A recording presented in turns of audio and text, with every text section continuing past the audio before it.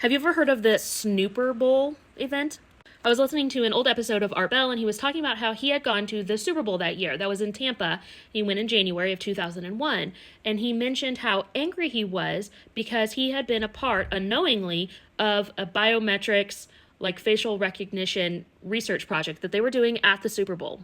And I was like, wait a minute, I have never heard of this, so I had to look into it. This is one of the first large-scale uses of facial recognition, surveillance in the United States. And none of the attendees were informed. So the Tampa Police Department used a program called Face It. Cameras at the stadium gates captured everyone's faces as they came in. And these images were instantly compared against a database of known criminals. People with outstanding warrants, just petty criminals, known or suspected gang members, and supposedly some suspected terrorists.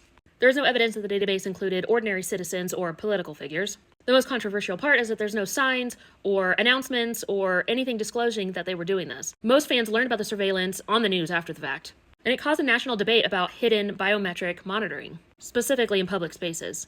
What was very interesting to me is this was done pre-9/11, about 8 months prior, actually. And of course, we know that this type of surveillance really ramped up after that day in September. And there are other large events where they've used this facial recognition without the public knowing. For instance, NASCAR events from the early 2000s into the 2010s. They used it to identify ticket scalpers and anyone with an outstanding warrant.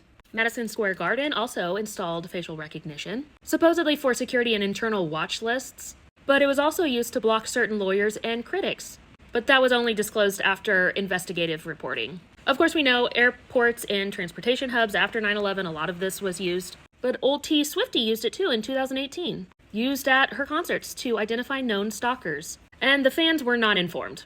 We only found out about it because it was printed about in a trade publication. Live Nation and AEG venues use this technology, and most of these tests were not publicly disclosed until after the fact.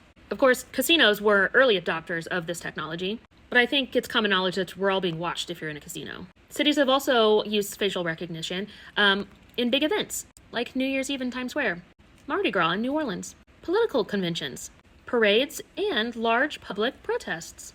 Sometimes it's publicly acknowledged, like through police statements. Other times it's only revealed after the fact with FOIA requests. Let's also not forget how this technology is being used in the private sector, at malls and grocery stores. The one thing I just kept thinking about reading all of this information is that when crimes take place at these big events, how there seems to not be any footage. All the security cameras seem to not be working. And yet we obviously have technology that can scan every single person's face in the crowd. What are your thoughts on this?